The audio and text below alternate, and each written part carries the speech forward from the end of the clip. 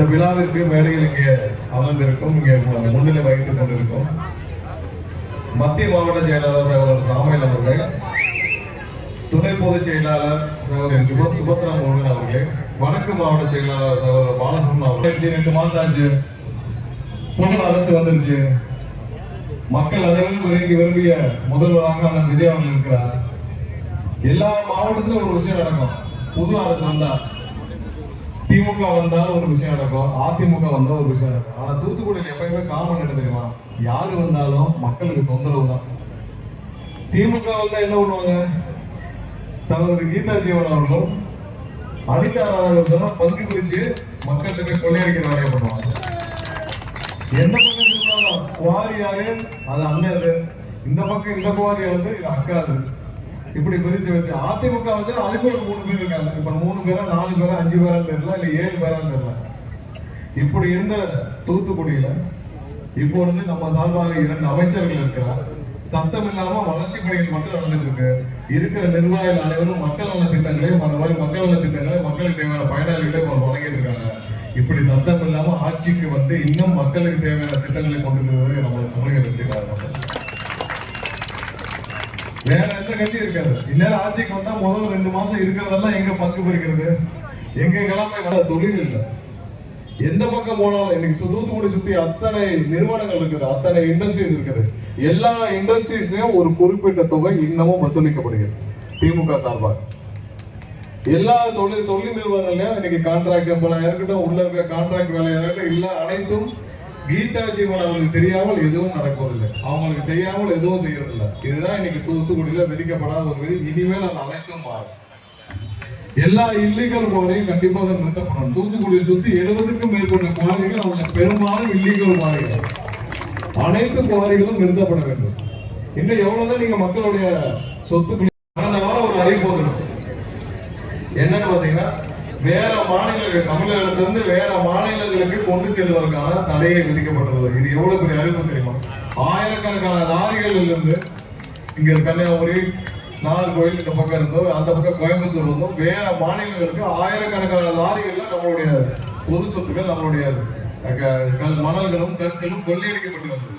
அனைத்தும் ஒரே தடையாணை மூலமாக நம்ம தளபதி அவர்கள் முதலமைச்சர் நிறுத்தியிருக்கிறார்.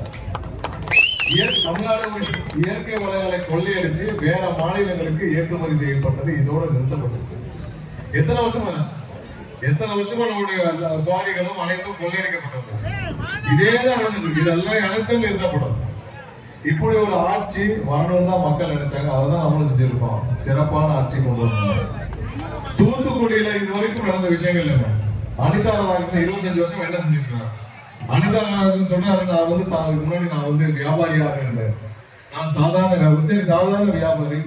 சாதாரண வியாபாரிக்கு எத்தனை குவாரி, எவ்வளவு சொத்துக்கள், சாதாரண வியாபாரிக்கு எத்தனை ஆயிரக்கணக்கான கோடிக்கணக்கான சொத்துக்கள். சரி, அப்படி மக்களுக்கு என்ன செஞ்சீங்க? ஒண்ணுமே செய்யலாம்.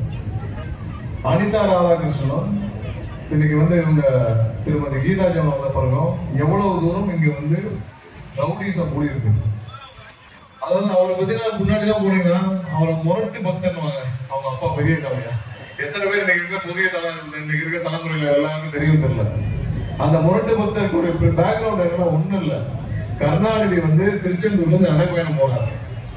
அவர் ஒரு ஸ்டேஜ் போல நடக்க முடியாம முடிஞ்சவரை தூக்கிட்டு போனார் கொஞ்சம் தூரம். சோ அப்ப இருந்து முரட்டு பக்தன் ஆயிட்டார். அதோடைய விளைவு,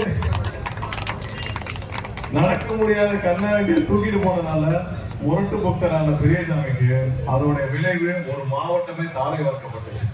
ஒரு பக்கம் அண்ணன், இன்னொரு பக்கம் தங்கச்சி, 2 பேரும் சேர்ந்து ஒரு எம்பி ஆகி, அதுக்கப்புறம் பல துறைகளுக்கு அமைச்சராகி, அதுக்கப்புறம் அது மாதிரி இது மாதிரி அனைத்தும் சேர்ந்து இந்த மொத்த மாவட்டத்தையும், தூத்துக்குடி மாவட்டத்தையும் ஒரே ஒரு ஆளுக்காக தாரை வறுத்து கோடிக்கணக்கான ரூபாய்களை கொள்ளையடிக்கிற அளவு பண்ண இந்த கருணாநிதி அவர்களுக்கு இனிமேலும் மக்கள் பொறுத்து கொள்ளக்கூடாது.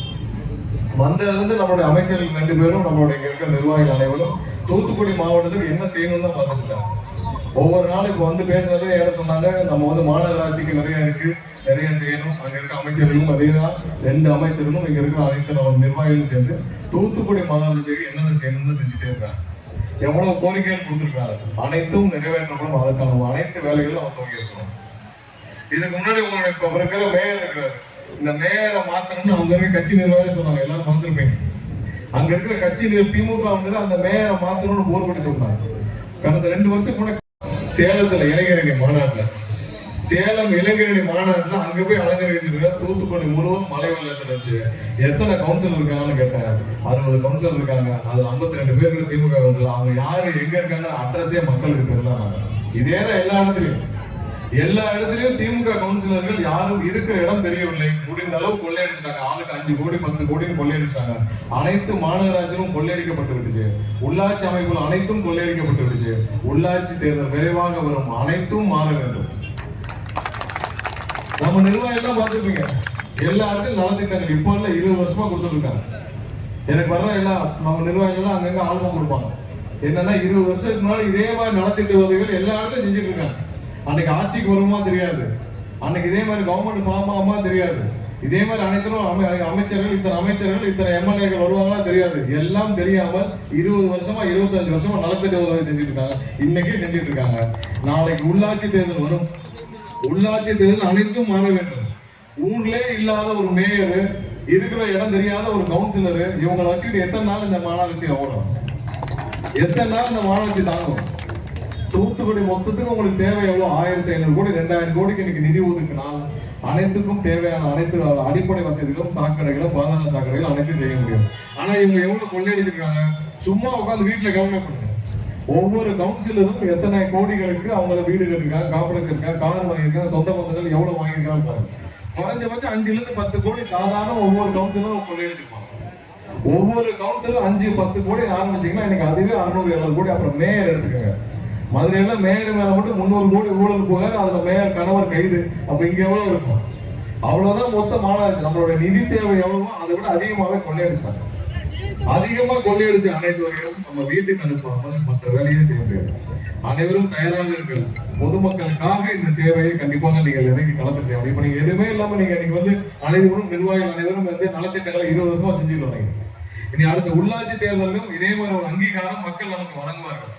தளபதிக்காக விசில் சின்னத்துல நீங்க மாநகராட்சி முழுவதும் விசில் சின்னத்துல தலைவருக்காக நிற்கும் அனைத்து வேட்பாளர்களும் அனைவரையும் கவுன்சிலராக எல்லாரும் தேர்ந்தெடுப்பாங்க. இதே போல நலத்திட்ட உதவிகள் மக்களுக்கு தேவை அனைத்தையும் நீங்கள் செய்ய வேண்டும். இன்னைக்கு ஒவ்வொரு நாளும் திமுக அனைவரும் கைது செய்யப்பட்டு வராங்க. எல்லா ஊர்ல ஒரு ஆளு கிடையாது. கேட்டாரு சட்டசபையில, அதாவது பார்ட்டி ஃபண்டு என்ன, பார்ட்டி ஃபண்டுனா எங்க வாங்கினீங்க அதுக்கான ஆதாரத்தோட நீங்க வழக்கு பதிவு செய்யப்பட்டது. ஊர்ல ஒரு ஆள் இல்லை. கரூர் செந்தில் பாலாஜி பேசின பேச்சுக்கு இன்னைக்கு ஊர்லயே கிடையாது, எங்க இருக்காருன்னு தெரியல. அதாவது எப்படின்னா கண்டிஷன் பெயிலுக்கு காலையில கையெழுத்து போட வரணும் செந்தில் பாலாஜி கண்டிஷன் பெயிலுக்கு கையெழுத்து போட வரணும். கோர்ட்ல மதியம் பெயிலுக்கு ஆன்டிசிபேட்டரி பெயிலுக்கு போறாரு. அதுக்கு முன்னாடி ஆள் அஸ்காண்டு. இது தேவையா?